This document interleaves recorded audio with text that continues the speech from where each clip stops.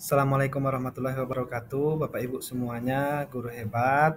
Pada hari ini kita akan belajar bagaimana membuat sekolah kita menyenangkan bagi peserta didik untuk betah atau senang belajar di sekolah kita, Bapak Ibu semuanya.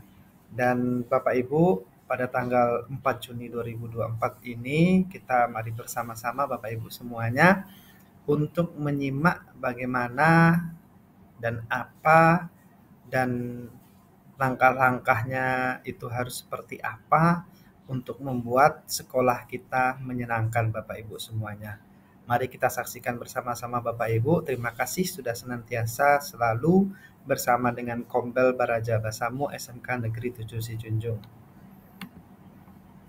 Sebelum kita memulai tentang GSM ini Bapak Ibu, mari kita lihat bagaimana Finlandia, pendidikan di Finlandia.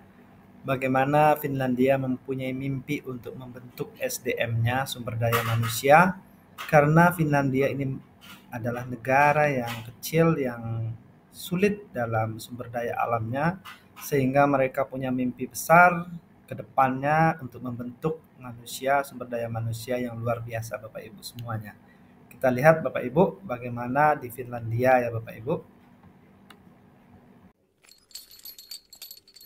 Episode ini mengulas tentang Finnish Dream, mimpi Finlandia, dan Finnish Way, cara Finlandia, yang menjadi latar belakang sehingga mereka dapat dinobatkan sebagai negara dengan sistem pendidikan terbaik.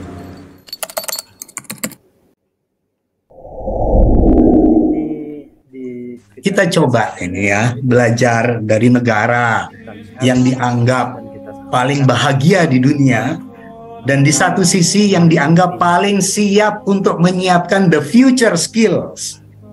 Kalau kita bicara Finlandia, coba Bapak Ibu guru jangan hanya belajar terkait tentang belajar mengajarnya guru-guru di Finlandia.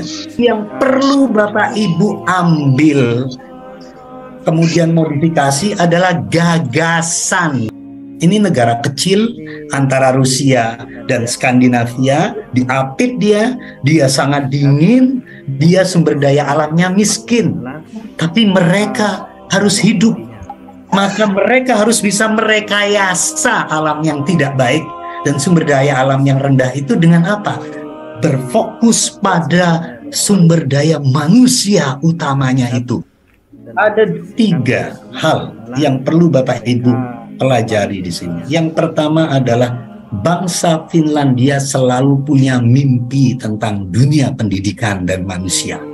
Mimpi bangsa Finlandia yang pertama adalah bahwa fokus pada pengembangan individu dan kepribadian siswa mereka secara holistik. Tiap anak murid di kelas, di sekolah harus bisa menemukan passion mereka apa, keunikan talenta mereka apa, lalu menciptakan lingkungan yang aman bagi mereka untuk berani bertanya, menyenangkan bagi mereka untuk selalu termotivasi, rasa ingin tahu untuk berimajinasi. Itu yang paling utama bagi mimpi Finlandia. Mimpi, kemudian bangsa Finlandia menentukan cara, misi yang dibangun oleh bangsa Finlandia itu dia bilang begini, saya tidak mau mengikuti orientasi pendidikan global. Saya mau membuat budaya pendidikan saya sendiri. Nah, agar antara mimpi misi ini benar-benar terjadi, kebijakan pemerintahnya nyambung. Sejak tahun 1970 ini luar biasa, saya luar biasa, gedek-gedek kepala. Dia melarang ada inspeksi sekolah dan melarang ada akreditasi sekolah. Karena seperti itu dilarang juga ada ujian yang terstandar bagi siswa. Ujian sifatnya membantu siswa agar bisa menemukan self-assessment-nya. Sehingga mereka itu tidak terlalu mempedulikan capaian PISA. Bagi bangsa Finlandia, kalau manusia ini sudah utuh, nalarnya, batinnya, emosinya, lakunya seimbang, maka dia akan berusaha untuk menguasai apa yang ingin dicapainya. tujuannya, dan bahkan dia berusaha untuk melampaui segala tantangan-tantangan yang ada itu, sehingga otomatis literasinya, numerasinya, problem solvingnya naik. Makanya mereka nomor 1. Jadi yang dibangun apa? Self-directed, jadi kemampuan bisa mengatasi dirinya sendiri.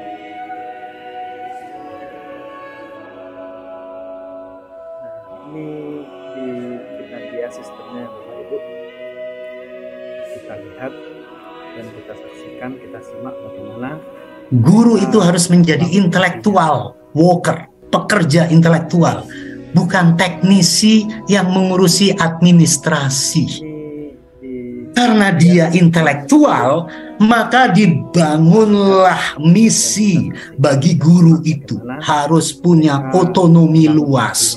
Karena dia akan merasa dihargai dan dia akan bertanggung jawab dan punya kepercayaan diri ketika diberi otonomi yang luas. Tapi orang diberi otonomi, kalau tidak dibangun kecerdasan, ya percuma, dia bingung nanti. Maka misi guru di Finlandia itu yang dibangun itu apa? Komunitas.